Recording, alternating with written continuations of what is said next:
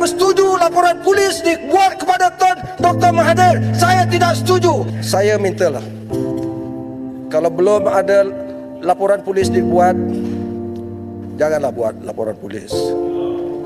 Cukuplah. Cukuplah. Artinya takkan langsung Tun Dr. Mahathir ni tak ada jasa kepada negara kita. Ramai menteri-menteri yang ada di sini, pejabat mereka di Putrajaya, siapa yang bina?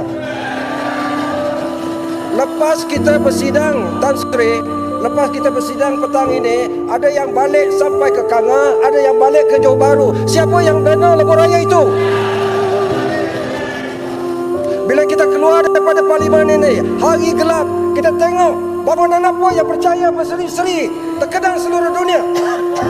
Siapa yang bina itu semua? Katakanlah itu semua tidak penting.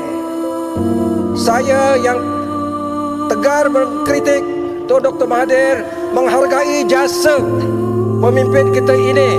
Buka semula Perlembagaan Persekutuan, Artikel 182, jasa Tun Dr. Mahathir yang menegaskan, mendirikan sistem demokrasi berparlimen dan raja berperlembagaan. Tidak ada Perdana Menteri dari dulu sampai sekarang yang seberani beliau menegakkan kuasa rakyat.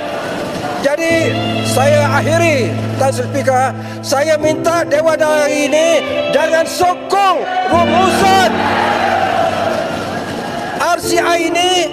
Kalau kita sokong sepenuhnya, maknanya kita bersetuju laporan polis dibuat kepada Tun Dr. Mahathir. Saya tidak setuju. Terima kasih, Tan Sri Speaker. UMNO jangan sokong.